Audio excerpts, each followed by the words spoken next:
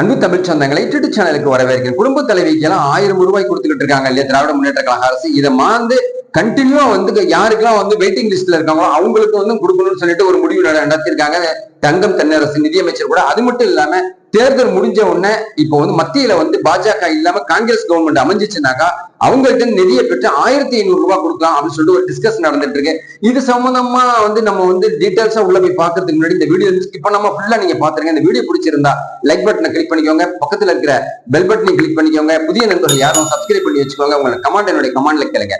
குடும்ப தலைவிக்கு 1000 ரூபாய் வழங்கக்கூடிய திட்டம் கடந்த 2023 செப்டம்பர் மாதம் 14ஆம் தேதி தொடங்கினார் முதலமைச்சர் மு க ஸ்டாலின். அதன் அடிப்படையில கிட்டத்தட்ட 1,65,00,000 விண்ணப்பம் வந்துச்சு. அதுல 1,13,00,000 பேருக்கு தான் கொடுத்தாங்க. பாக்கி 45,00,000 பேர் பெண்டிங்ல இருக்காங்க. புதுசா ஒரு 50,00,000 பேருக்கு இப்போ இதுக்கு ரேஷன் கார்டுக்கு விண்ணப்பிச்ச அடிப்படையில ஒரு 50,000 பேருக்கு இப்போ ரேஷன் கார்டுக்கு இது கொடுத்திருக்காங்க. ஒரு புதிய குடும்ப அட்டை அவங்களும் அந்த விண்ணப்பம் கொடுத்திருக்கிறாங்க. அதன் அடிப்படையில இப்ப தேர்தல் நடத்தை விதிமுறை வந்ததுனால இப்போ பணம் கொடுக்க முடியாது. அதனால ஜூன் 4ஆம் தேதிக்கு அப்புறம் கண்டிப்பா அவங்களுக்கு பணம் கிடைக்கும் அப்படின்னு சொல்லிட்டு முதலமைச்சர் மு க ஸ்டாலின் சொன்னதா சொல்லிட்டு நிதியமைச்சர் தங்கம் தென்னரசு தெரிவிச்சிருக்கிறாங்க. இப்ப தேர்தல் ட்ரேடிங்ல முதலமைச்சர் மு க ஸ்டாலின் போட்ட போடு என்னன்னு கேட்டீங்கன்னா குடும்ப உறுப்பினர்களோட விபரத்தை இப்ப கேட்க ஆரம்பிச்சிருக்காங்க. ஆனா நடத்தை விதிமுறை அமல்ல இருக்கிறதுனால குடும்ப உறுப்பினர்களுடைய விபரத்தெல்லாம் செலக்ட் பண்ணி இப்ப யாருக்கெல்லாம் தகுதி இல்லை அப்படின்னு சொல்லிட்டு நிராகரிக்கப்பட்டுச்சோ அவங்களுக்கும் பணத்தை கொடுக்கணும்னு சொல்லிட்டு ஏற்கனவே நான் வீடியோ போட்டிருக்கேன். டிசம்பர் மாசம் 2023 மார்ச் மாசம் தேர்தல் அனௌன்ஸ் பண்றதுக்கு முன்னாடியே கொடுக்க போறதா சொல்லியிருந்தாங்க. இப்ப ஒரு சின்ன ஒரு சிக்கல்ல மாட்டி இருக்கிறதுனால அமலாக்கத்துறை ரைடு அது இதுன்னு சொல்லிட்டு மத்திய அரசு மாநில அரசுங்களை கொஞ்சம் மிரட்டல் கொடுக்கறதுனால கொஞ்சம் நிறுத்தி வச்சு ஜூன் 4ஆம் தேதிக்கு அப்புறம் ஒரு நிச்சயமா ஒரு தீர்வு கிடைக்கும், நல்ல காலம் பிறக்கும் அப்படின்னு சொல்லிட்டு முதலமைச்சர் மு க ஸ்டாலின் சொல்லியிருக்கிறாங்க.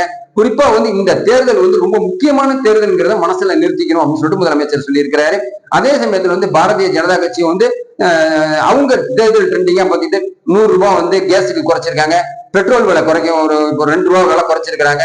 ஆனா திமுக அரசு 75 ரூபாய்க்கு பெட்ரோல் கொண்டு வருவோம் அப்படின்னு சொல்லியிருக்காங்க. டீசல் 65 ரூபாய்க்கு கொண்டு வருவோம்னு சொல்லியிருக்காங்க.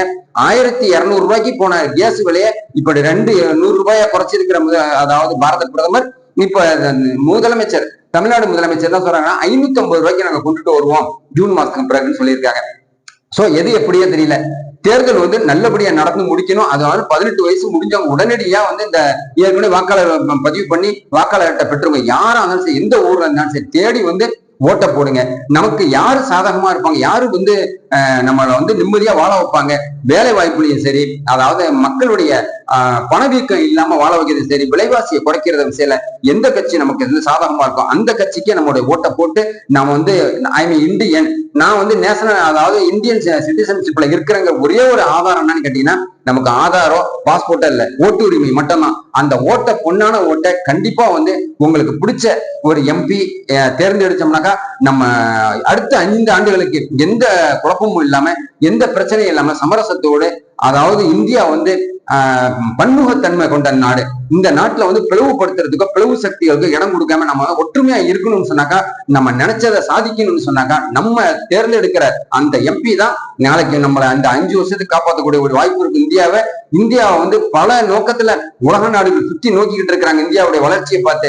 அதுக்கு அடுத்த 5 வருஷத்துக்கு இல்லைங்க, 10 வருஷம் இல்ல, 50 வருஷம் இல்ல, நம்ம தீர்மானிக்கிறது மட்டும்தான் அங்க அரசியலமைப்புல மேல உட்காந்து கிடக்கிற மந்திரிங்களும் முதலமைச்சரும் பிரதமரும். அதனால மறக்காம நல்லவங்களுக்கு வாக்களிப்போம் அப்படின்னு சொல்லிட்டு முதலமைச்சர் மு க ஸ்டாலின் சொன்ன இந்த 1000 ரூபாய் கண்டிப்பா ஜூன் மாசத்துக்கு பிறகு மேல்முறையீடு செஞ்சு உங்களுக்கு கிடைக்கும் அப்படின்னு சொல்லிட்டு உத்தரவாதம் கொடுத்திருக்காங்க.